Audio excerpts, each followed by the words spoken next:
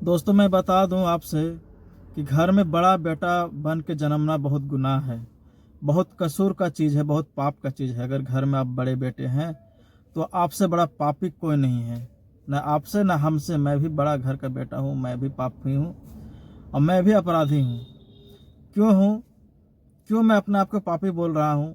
इसकी वजह है, इसकी वजह यह है कि जब घर का बेटा बड़ा जन्म लेता है घर में, तो उसके पीछे चार चार बहन होती है, छः छः बहन होती हैं। उसके बाद छोटा भाई होता है और भाई होता है। तो मैं इसलिए बोल रहा हूँ कि घर में बड़ा बेटा तो जन्म लेना अच्छी बात नहीं है। एक तरह से अच्छा भी है, एक तरह से अच्छा नहीं भी है। अच्छा मैं इसलिए नहीं कह रहा हूँ कि जब बड़ा बेटा घर में जन्म लेता है तो माँ बाप उसको शुरू से ही बोलते हैं, बेटा तुम बड़ा है ना, ये तो काम तुम्हें को नहीं करना पड़ेगा। तो बेटा भी समझ जाता है कि ठीक है, ये काम मुझे करना है तो मैं करूँगा। और उसको शुरू से ही फीलिंग होता है कि हाँ, बड़ा बेटा हूँ घर का तो मुझे करना पड़ेगा। तो जितने भी घर में होती है जिम्मेदारियाँ, चाहे वो घर से ही तगेना जाना हो, मेहमानी जाना हो, रिश्तेदार घर जाना, तो बड़ा बेटा जाएगा। कहीं पंचायती हो उसमें शामिल होना है तो बड़ा बेटा जाएगा। बाप के पास टाइम नहीं है। और मरनी है किसी के तो वहाँ बड़ा बेटा जाएगा। छठी किसी का है, मुंडन किसी का है तो वहाँ बड़ा बेटा जाएगा। पंचायती में चार बात सुनना है तो बड़ा बेटा जाके सुनेगा। बहन का शादी हो रहा है तो उसमें बराबर का हक बड़ा बेटा को है निभाना पड़ता है, गार्जियन का रूप निभाना पड़ता है। सब कुछ करता है बड़ा बेटा और लास्ट में बड़ा बेटा को लात मार के भगा दिया जाता है। और सीधे गार्जियन लोग कहते हैं कि तुमने मेरे साथ ऐसा क्या किया जो तुमको हम नाम ले, तुम मेरे लिए कुछ नहीं किया। माँ बाप दोनों बोलते हैं कि तुमने कुछ नहीं किया हम लोगों के लिए। बताइए, और चिलचिलाती धूप में, गर्मी धूप में जाता है रिश्तेदार के यहाँ शादी में, और रिश्तेदार शादी में जाता है, रिश्ता को बचा के आता है कि हाँ आपने हमें कार्ड दिया, निमंत्रण दिया हमने तो मैं आया आपके यहाँ। वो रिश्ता जाके बचाता है। पंचायती में बाप को ना सुनना पड़े कोई बात भला बुरा, तो बेटा जाके सुनता है कि ठीक है मैं आया हूँ, बाप नहीं है तो मैं आया हूँ। बेटा जाके सुनता है, सब कवर करता है, मैनेज करता है कोई बात। तो शादी ब्याह हो गया, उसमें उथल पुथल होती है, शादियों में लड़ाई झगड़ाएं होती है और कुछ होती है, तिलक दहेज होता है और कुछ लेन देन होता है। तो सभी का जो मैनेज है सो बड़ा भाई करता है। सब कुछ करने के बाद भी जो है सो शादी तो पहले बड़ा भाई का हो ही जाता है। पुतोह आती है घर में, फिर भी पुतोह जो है सो खराब है, बड़ा बेटा खराब है। क्यों खराब है? बड़ा बेटा तब तक ठीक था जब तक जो है सो बड़ा बेटा काम कर रहा था, काम के लायक था। जितने घर में काम थी वो सभी काम को बड़ा बेटा बारी बारी से करते जा रहा था। तो माँ बाप के लिए वो बहुत अच्छा था। अब रिश्ते नाते निभा गए, बेटियों की शादी हो गई। अब तुम्हारा क्या कम, बड़ा बेटा है तो सीधा बोलते तुमने क्या ही किया है मेरे लिए। वो भूल गए जो पिछला बार हुआ सो क्या ही किया है तुमने। और ये सब के पीछे जानते हैं किसका हाथ है ज्यादा? घर में जो माँ होती है ना, उसका हाथ है। वो जो है सो बहन को, भाई को, बाप को, सबको बहकाती है कि इसको अलग करो, इसका बीवी ठीक नहीं है, ये बड़ा बेटा इसको अलग करो, इसको देखना नहीं चाहते हैं।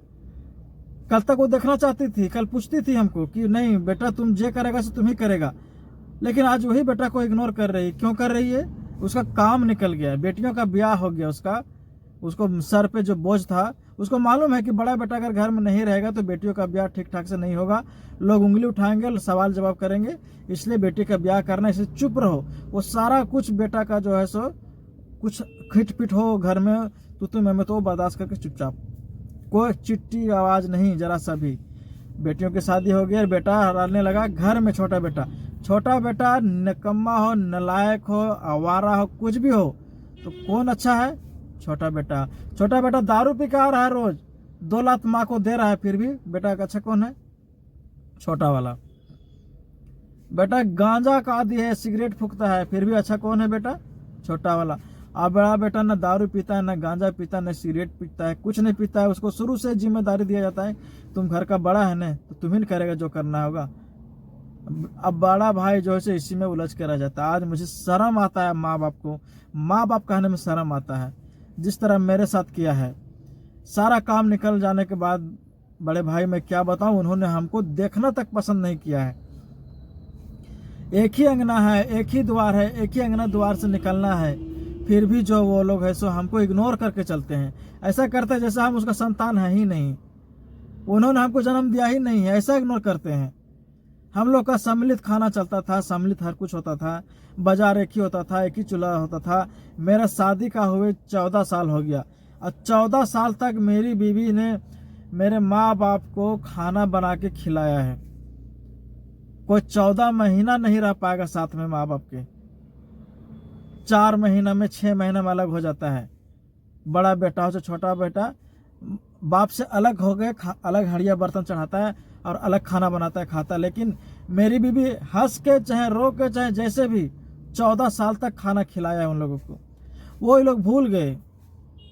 आज बोलते ये कि करती क्या है घर में, खाना तो बनाती है, करती क्या है। भैया खाना जो बनाता है ना उसी को पता है कि करती क्या है। बीबी के पक्ष तरह हम बोलेंगे तो हमको बोलती है क्या ये तो जोरू का गुलाम हो गया, जोरू का गुलाम हो गया। बिल्कुल सही बोलते हैं आप, जोरू का गुलाम। हाँ मैं जोरू का गुलाम हूँ, शौक से कहूँगा मैं जोरू का गुलाम हूँ। इसलिए गुलाम हूँ कि वो अपना मायका छोड़ के आई है, अपना नैहर छोड़ के आई है पति के ऊपर, तो उसका सास तो ताना दे ही रहा है, ससुर तो ताना दे ही रहा है, ननद जो उसकी 4-5 है वो ताना दे ही रही है, छोटा भाई जो है वो उसको ताना दे रहा है, और उसको पति भी ताना देगा तो वो कहाँ जाएगी, क्या करेगी। तो अपना माँ बाप भाई बहन छोड़ के मेरे पास आएगी तो मेरा फर्ज है कि उसका हम रक्षा करें, उसके तरफ से हम बात बोलें। तो उसकी तरफ बात बोलने में आप कहते हैं कि वो तो मौगा है, औरत का बात में चलता है। तो मैं अपनी माँ से कहना चाहता हूँ कि वो भी तो वही है, मेरा बाप भी तो वही मौगा है, मेरी माँ भी तो किसी का बीवी है, मेरा बाप की बीवी है, तो वो भी तो बाप जो है बीवी के कहने में चलता है। और उसके चलते जैसे हमको अलग कर दिया, हमको अलग कर दिया, न खाना न खुराकी न कुछ नहीं देता है। उन्होंने हमको छोड़ दिया कि तुम कैसे करेगा तुम समझो। भैया अगर किसी का छोड़ देने से, पेट पे लात मारने से किसी का पेट खाली नहीं रहता है, पेट तो भरता ही भरता है? मेरा 3 बच्चा है, बीबी है, मैं हूँ, तो क्या मैं खाली पे रहूँगा, भूखे रहूँगा, बीवी बच्चों को मार दूंगा? अगर आप हमें खाना नहीं देंगे तो क्या मैं भूखा रहूँगा? भूखा नहीं रहूँगा, मैं भी कमाऊँगा खाऊँगा। उन्होंने हमें भैया अलग कर दिया। इसीलिए कहते हैं कि लोग कहते हैं बेटा राम जैसा होना चाहिए, बिल्कुल होना चाहिए राम जैसा। अब बाप कैसा होना चाहिए? रावण जैसा। बाप का व्यवहार रावण जैसा होना चाहिए? नहीं। अगर आप बेटा राम चाहते हैं तो बाप का भी जो फर्ज है और बाप का भी जो सिस्टम है, जो नियम है, वो राजा दशरथ जैसा होना चाहिए।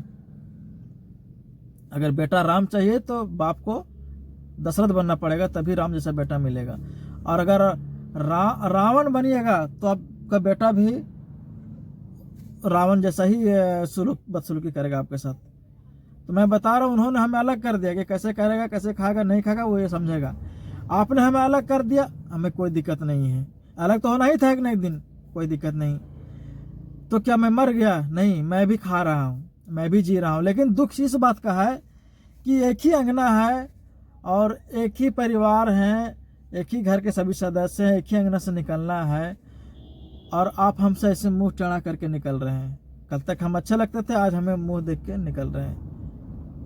इसका क्या मतलब है? तो आप बताइए कि बड़ा बेटा को होना गुनाह है या नहीं है? जब मेरे साथ ऐसा होने लगा तो मैं सोचा कि आखिर मेरे साथ ऐसा क्यों हो रहा है, घर के बड़े लोग जितने भी हैं उनके साथ भी हो रहा है कि नहीं हो रहा है। तो मैंने पता किया जिनके जिनके घर में बड़े बेटे हैं उनके साथ, सभी के साथ यही होता है कि माँ बाप जब काम निकाल लेते हैं बड़ा बेटा से, हर कुछ करवा लेते हैं, उसके बाद उसको पिछवाड़ा में ऐसा लात मारते हैं कि कहीं का नहीं रह जाता। तब लात मारते हैं जब बड़ा बेटा के पास खाने के लिए भी 1 रुपया नहीं रहता है, 1 रुपया तक नहीं रहता है उसके पास, तब उसको पिछवाड़े में लात मारते हैं। सोचिए कितना उस लड़के के बड़ा बेटा में दर्द होता है, सीना में कितना दर्द होता है कि अगर हमको लाती मारना था तो आप पहले मार दिए होते, आपकी बेटी थी, शादी कर लिए होते, या आपका हित ना तगेना था, आप देख लिए होते, हमको पहले लात मार के भगा दिए होते, क्या दिक्कत था। अब हमारा भी 4 बाल बच्चा हो गया, सम्मिलित परिवार था, हमने समझा नहीं कि आप हमारे साथ ऐसा किए। अगर आप हम समझे होते कि आप हमारे साथ ऐसा करेंगे तो हम पहले ही निकल लिए होते आपसे। हम तो ये भ्रम में रह गए कि आप मेरे माता जी हैं, मेरे पिताजी हैं, ये मेरी बहन है, ये मेरा भाई है, ऐसा करके हम रह गए। तो मैं अभी माँ बाप से अलग हूँ, और हमारे साथ जितने भी बड़े बड़े भाई हैं घर के, सभी लोग अलग हैं माँ बाप से। और मैं गाड़ी चलाता हूँ ओला, उबर, रैपिडो रांची में, अब बता रहा हूँ, चला के अपना भरण पोषण करता हूँ, लेकिन मैं गाड़ियों में चलता हूँ, जब महिलाएं बैठती है हमारे गाड़ी में या हमारे गाड़ी में पुरुष बैठते हैं, तो उनसे जब कोनो बात होती है आपस की, तो बताते हैं भैया जो आपका हाल है वही मेरा हाल है। मेरे घर वाले भी मुझे नहीं देखते हैं, न मेरे पति को देखते हैं। मेरे पति अगर हमारी तारीफ में कुछ बोले कुछ करे तो वो लोग सीधा मुंह फुला के बैठ जाते हैं कि पत्नी की तरफ बोल रहा है, तो किसके तरफ बोलेगा, पत्नी तरफ नहीं बोलेगा। तो हमेशा बुराई घर में बड़ा बेटा का बड़ा पुतों का। बड़ा बेटा पुतों इतना बुरा होता है, कल तक बुरा नहीं था, आज बड़ा बेटा पुतों बुरा हो गया। किस लिए बुरा हो गया? तुम्हारा काम निकल गया इसलिए है। कुछ भी होगा तो घर में कोई सामान आया तो किसका? छोटा बेटा। अब बड़ा बेटा कहाँ से आया था? बड़ा बेटा का इसमें हक नहीं है। बड़ा बेटा को बोल बोल के ऐसा बोल बोल के ड्यूमरलाइज किया जाता है, पूरा एकदम ऐसा है, उसको मन को गिरा दिया जाता है, मन दुखी कर दिया जाता है कि बड़ा बेटा महसूस करके रह जाता है कि मेरे किस्मत में यही था, यही होना था, यही हो रहा है, इसी का एक्सेप्ट करो। मैं कितना लोगों को देखा हूँ कि घर से बड़ा बेटा को माँ जो होती है घर में, शकुनी का रोल वही करती है, माँ जो होती है घर में। मैं बहुत घर में देखा हूँ बड़ा बेटा को लड़ लड़ के अलग कर दिया है, और घर से वो लड़का अपनी बीवी को लेके बंगलोर चला गया है, कोई कलकत्ता चला गया, वो लड़ाई झगड़ा से दूर होकर चला गया। तो ये घर घर की कहानी है।